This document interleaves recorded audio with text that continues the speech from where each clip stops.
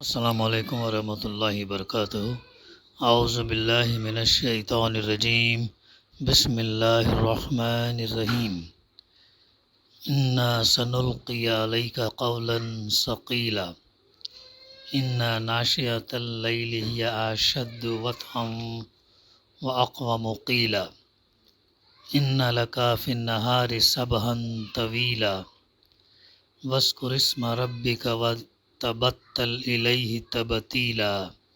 صدق اللہ العلی العظیم۔ رب اشرح لی صدری ویسر لی امری واحلل عقدۃ من لسانی یفقہوا قولی ربی زدنی علما۔ ہم تم پر ایک بھاری کلام نازل کرنے والے ہیں۔ در حقیقت رات کا اٹھنا نفس پر قابو پانے کے لیے بہت کارگر اور قرآن ٹھیک پڑھنے کے لیے زیادہ موزوں ہے۔ دن کے اوقات میں تو تمہارے لیے بہت مصروفیات ہیں۔ اپنے رب کے نام کا ذکر کیا کرو اور سب سے کٹ کر اسی کے ہو کر رہو۔ صدق اللہ العلی العظیم۔ رب اشرح لی صدری ویسر لی امری واحلل عقدۃ من لسانی یفقہوا قولی ربی زدنی علما۔ سورہ المزمل کی آیت نمبر 5 سے آیت نمبر 8 تک کی تلاوت اور اس کی ترجمانی ابھی ہم نے سماعت کی۔ اس سورت کی تفسیر کا سلسلہ الحمدللہ جاری ہے۔ گزشتہ ہمارے مطالعے میں اس کی ابتدائی 4 آیتیں آئی ہیں، جن میں اللہ سبحانہ وتعالیٰ نے اللہ کے رسول صلی اللہ علیہ وسلم کو بڑے لطیف اور پیار بھرے انداز میں کہہ کر پکارتا ہے، یا ایھا المزمل، اے اوڑھ لپیٹ کر سونے والے، قم اللیل الا قلیلا، رات کو نماز میں کھڑے رہا کرو مگر کم، نصفہ او انقص منہ قلیلا، آدھی رات یا اس سے کچھ کم کر لو یا اس سے کچھ زیادہ بڑھا دو، او زد علیہ ورتل القرآن ترتیلا، اور قرآن کو خوب ٹھہر ٹھہر کر پڑھو۔ تو ان آیات کی تفسیر ہمارے سامنے گزشتہ آ چکی ہے۔ اب آگے کی آیت ہے، فرمایا گیا انا سنلقی علیک قولا ثقیلا، ہم تم پر ایک بھاری کلام نازل کرنے والے ہیں۔ مطلب یہ ہے کہ تم کو رات کی نماز کا یہ حکم اس لیے دیا جا رہا کہ ایک بھاری کلام ہم تم پر نازل کر رہے ہیں، جس کا بار اٹھانے کے لیے تم میں اس کا تحمل کی طاقت پیدا ہونی ضروری ہے، اور یہ طاقت تمہیں اسی طرح حاصل ہو سکتی کہ راتوں کو اپنا آرام چھوڑ کر نماز کے لیے اٹھو اور آدھی رات یا کچھ کم و بیش عبادت میں گزارا کرو۔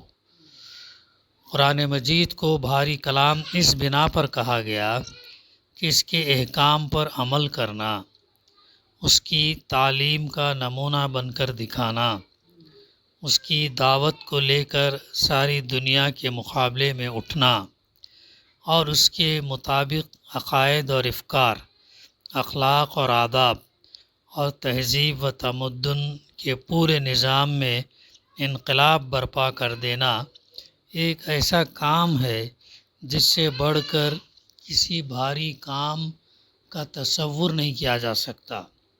یہ ابتدائی آیات ہیں جس میں اللہ کے رسول صلی اللہ علیہ وسلم کو یہ رہنمائی کی جا رہی اور یہ بتایا جا رہا کہ یہ کام کس طریقے سے جو ہے کرنا ہے، اور اس بنا پر بھی اس کو بھاری کلام کہا گیا قرآن مجید کو کہ اس کے نزول کا تحمل بڑا دشوار کام تھا۔ حضرت زید بن ثابت رضی اللہ کہتے ہیں کہ ایک مرتبہ رسول اللہ صلی اللہ علیہ وسلم پر وحی اس حالت میں نازل ہوئی کہ آپ صلی اللہ علیہ وسلم اپنا زانو میرے زانوں پر رکھے ہوئے بیٹھے تھے۔ میرے زانوں پر اس وقت ایسا بوجھ پڑا کہ معلوم ہوتا تھا اب ٹوٹ جائے گا، یعنی وحی کا جب نزول ہوتا تو بوجھ اور یہ اتنا بھاری ہوتا تھا کہ ایسا محسوس ہوا کہ یہ ٹوٹ جائے گا، ران ٹوٹ جائے گی۔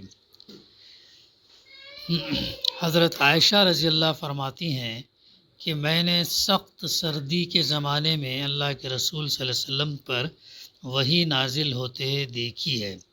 آپ صلی اللہ علیہ وسلم کی پیشانی سے اس وقت پسینہ ٹپکنے لگتا تھا۔ بخاری اور مسلم کی حدیث ہے۔ ایک اور روایت میں حضرت عائشہ رضی اللہ کا بیان ہے کہ جب کبھی آپ صلی اللہ علیہ وسلم پر اس حالت میں وحی نازل ہوتی کہ آپ صلی اللہ علیہ وسلم اونٹنی پر بیٹھے ہوں تو اونٹنی اپنا سینہ زمین پر ٹکا دیتی تھی اور اس وقت تک حرکت نہ کر سکتی تھی جب تک کہ نزول وحی کا سلسلہ ختم نہ ہو جاتا۔ اس وقت تک وہ یہ کہتے، یعنی ان دو معنوں میں مفسرین نے یہ لیا کہ جو ہے ایک بھاری کلام نازل کرنے والے ہیں، یہ اس کی اتنی اہمیت ہے اللہ کا کلام، اور اللہ کے رسول صلی اللہ علیہ وسلم نے اسے ثابت کر کے بھی بتایا۔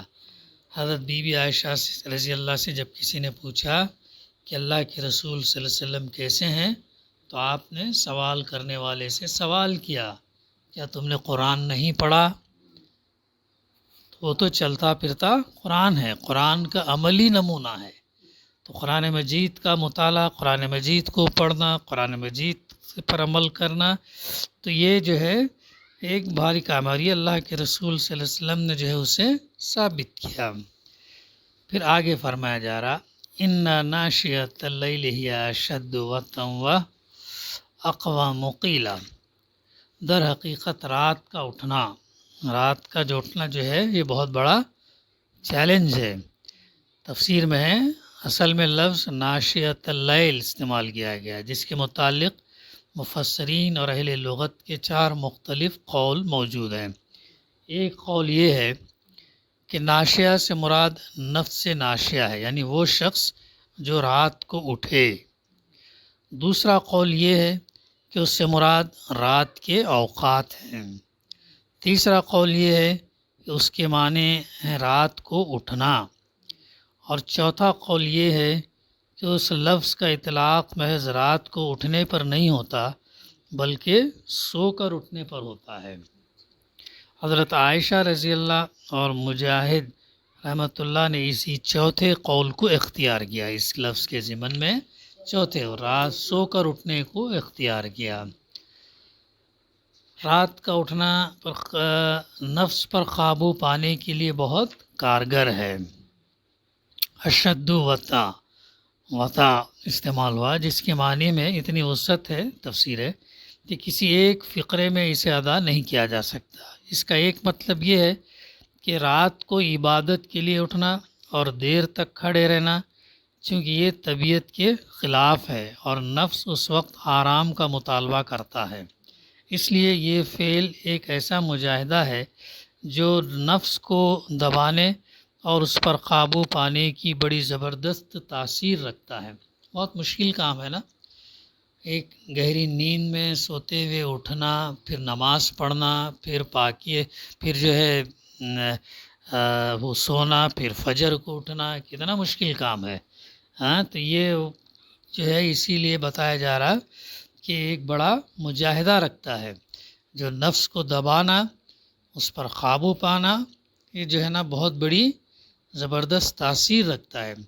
اس طریقے سے جو شخص اپنے آپ پر قابو پا لے اور اپنے جسم اور ذہن پر تسلط حاصل کر کے اپنی اس طاقت کو اللہ کی راہ میں استعمال کرنے پر قادر ہو جائے، وہ زیادہ مضبوطی کے ساتھ دین حق کی دعوت کو دنیا میں غالب کرنے کے لیے کام کر سکتا ہے۔ کہ اللہ کے رسول صلی اللہ علیہ وسلم کو صرف تلاوت کرنا، پڑھنا، سنانا نہیں تھا، قرآن مجید کے احکامات کو عمل میں لانا اور ساری دنیا میں اس کو نافذ کرنا تھا، تو وہ کر کے گئے۔ لیکن آج ہماری امت مسلمہ کا کیا ہے؟ اسی میں خوش ہیں، نماز روزہ اتنا کر لو، بس اسی میں خوش ہیں، اس سے آگے بڑھنے کا کام نہیں، بس اتنا ہی کر لو، اور اسی کو مقصد سمجھتے ہیں، یہی کر لیے تو بہت ہو گیا سمجھتے ہیں۔ تو وہ کام کب ہو گیا؟ دین حق کی دعوت دینا اور اس کے غلبے کے لیے کام کرنا، یہ کب ہوگا؟ یہ بہت اہم کام ہے، یہ تنہا الگ الگ فرد نہیں کر سکتا، اس کے لیے اجتماعیت ضروری ہے، اجتماعیت مل جل کر اسے کام کرنے کی ضرورت ہے۔ تو جبھی جو ہے اس کا غلبہ ہوگا۔ اور اللہ کے رسول صلی اللہ علیہ وسلم کی ایک حدیث ہے جس میں آپ صلی اللہ علیہ وسلم نے فرمایا یہ دین جو ہے غالب ہوگا، یہ دین جو ہے چاہے حالات کیسے بھی ہوں کیا بھی ہو، یہ دین غالب ہوگا، ڈومیننٹ ہوگا۔ لیکن اس کو غالب کرنے والے لوگ کون ہوں گے، کیسے ہوں گے؟ تو آپ نے فرمایا کہ میرے صحابہ کے مانند ہوں گے۔ صحابہ رضی اللہ تعالیٰ عنہ جو ہے ان کی کوالٹیز ان کے اندر ہوں گے، تو ویسے ہی لوگ جو ہے اس کو غالب کر سکیں گے۔ ایک اس کا مطلب یہ ہے۔ دوسرا مطلب یہ ہے یہ دل اور زبان کے درمیان موافقت پیدا کرنے کا بڑا مؤثر ذریعہ ہے، کیونکہ رات کے ان اوقات میں بندے اور اللہ کے درمیان کوئی دوسرا حائل نہیں ہوتا، اور اس حالت میں آدمی جو کچھ زبان سے کہتا وہ اس کے دل کی آواز ہوتی ہے۔ تیسرا مطلب یہ ہے کہ یہ آدمی کے ظاہر اور باطن میں مطابقت پیدا کرنے کا بڑا کارگر ذریعہ ہے۔ ظاہر میں اور باطن میں یعنی اندرونی، دونوں میں مطابقت پیدا کرنے کا بڑا ایفیکٹو طریقہ ہے، کیونکہ رات کی تنہائی میں جو شخص اپنا آرام چھوڑ کر عبادت کے لیے اٹھے گا وہ لا محالہ اخلاص ہی کی بنا پر ایسا کرے گا، اس میں دکھاوا ریاکاری کا سرے سے کوئی موقع ہی نہیں ہے۔ تیسرا مطلب یہ تھا۔ چوتھا مطلب یہ ہے کہ یہ عبادت چونکہ دن کی عبادت کی بنسبت آدمی پر زیادہ گراں ہوتی ہے، اس لیے اس کا التزام کرنے سے آدمی میں بڑی ثابت قدمی پیدا ہوتی ہے، وہ اللہ کی راہ میں زیادہ مضبوطی کے ساتھ چل سکتا اور اس راہ کی مشکلات کو زیادہ استقامت کے ساتھ برداشت کر سکتا۔ تو یہ جو کام تھا، یہ پیغام پہنچانا ان حالات کے اندر، اس کے لیے ضروری تھا کہ جو ہے اس سے ثابت قدمی پیدا ہو اور بغیر کسی جھجک، خوف، ڈر، خطر، اس کی وجہ سے جو ہے بات کو پیش کر سکیں۔ تو یہ چیزیں جو ہے وہ کس سے حاصل ہونے والی تھی؟ رات کو سو کر اٹھنے کے بعد نماز پڑھنے سے حاصل ہوتا، اللہ کو یاد کرنے سے، اللہ سے دعا کرنے سے وہ چیزیں حاصل ہونے والی تھی۔ تو اور قرآن پڑھنے کے اور قرآن ٹھیک پڑھنے کے لیے زیادہ موزوں ہے۔ اقوام قیلہ ارشادہ، جس کے لغوی معنی ہیں قول کو زیادہ راست اور درست بناتا ہے، لیکن مدعا یہ ہے کہ اس وقت انسان قرآن کو زیادہ سکون اور اطمینان اور توجہ کے ساتھ سمجھ کر پڑھ سکتا ہے۔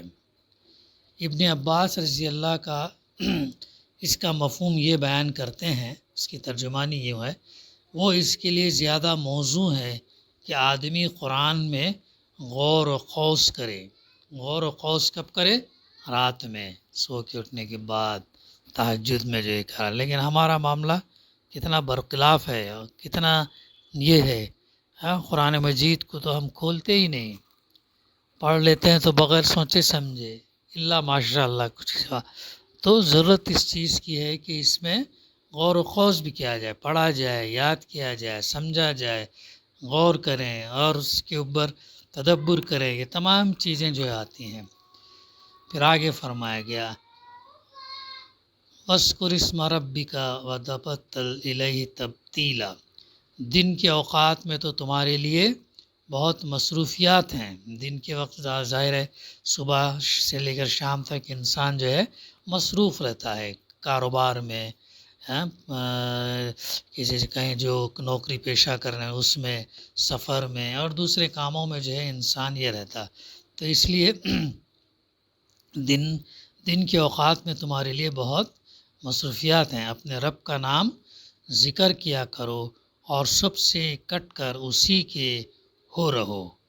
یعنی دن کے اوقات میں مصروفیتوں کا ذکر کرنے کے بعد یہ ارشاد کہ اپنے رب کا نام کا ذکر کیا کرو، خود بخود یہ مفہوم ظاہر کرتا کہ دنیا میں ہر طرح کے کام کرتے ہوئے بھی اپنے رب کی یاد سے کبھی غافل نہ ہو اور کسی نہ کسی شکل میں اس کا ذکر کرتے رہو۔ یعنی قرآن میں اور بھی مقامات پر اس کا تذکرہ کیا گیا ہے کہ اللہ کو یاد کرتے رہو۔ ایون صرف یہ نہیں کہ نماز کی حد تک ہی ہم یاد رکھیں، ہیں نماز یا مسجد میں یا نماز کے باہر بھی اپنے کاروبار میں، اپنے معاملات میں، اپنے لین دین میں اور اپنی گفتگو میں، اور جو یہ چیزیں ہیں اللہ کا ذکر، اللہ کی تسبیح، کبریائی، بڑائی، جو دعائیں ہیں گھر سے نکلنے سے پہلے بسم اللہ کہہ کے کوئی کام شروع کرنے کے کتنے فائدے ہیں، پھر سو کے اٹھنے کی، سونے کی دعا، بیت الخلاء میں جانے کی، نکلنے کی، بہت سارے چیزیں جو ہے ان تمام دعاؤں کو تو وہ جب جیسا موقع ملے، جیسا یہ ہو، ویسے جو ہے اللہ سبحانہ و تعالیٰ کو یاد کرتے رہیں استغفار کے ذریعے سے، پھر سبحان اللہ بحمدہ، سبحان اللہ العظیم، ایسی چیزیں، پھر پہلا کلمہ، بہت ساری چیزیں، ان چیزوں سے جو ہے اللہ تعالیٰ کو جو ہے ہم یاد کرتے رہیں۔ اور ایون یہ بھی ہے کہ جب ہم کاروبار کریں، کاروبار میں کسی کو دھوکہ نہ دیں، ناپ تول میں کمی نہ کریں، اور صحیح کاروبار کریں، اور وہی دیں جو چیز ہم پسند کرتے ہیں اپنے لیے۔ تو یہ سب قوانین، یہ سب لاس جو ہے اسلامی قوانین کے ہیں، ان تمام کا خیال اگر رکھا جائے، راستے پر چلنے، راستے کے چلنے کے آداب ہیں، پڑوسیوں کے آداب ہیں، تو تمام چیزیں جو اسلام کوئی ایسا شعبہ نہیں چھوڑا جو انسان کو اپنے زندگی، اور ان تمام مقامات پر، ان تمام موقعوں پر جو ہے اللہ سبحانہ و تعالیٰ کے بتائے ہوئے قوانین، اللہ کے رسول صلی اللہ علیہ وسلم کی تعلیمات کے مطابق اپنے آپ کو ڈھالنا، اور حتی الامکان جتنا ہم کو موقع ملے اتنا اللہ سبحانہ و تعالیٰ کی تسبیح اور ذکر جو ہے کرتے رہنا۔ اللہ کے رسول صلی اللہ علیہ وسلم کے بارے میں آتا ہے کہ آپ کی زبان جو ہے اللہ کے ذکر سے تر رہتی ہے، اور جو ہے آپ ہر وقت اللہ کا ذکر کیا کرتے تھے۔ بقا انشاءاللہ اندر سلسلہ جاری رکھیں گے۔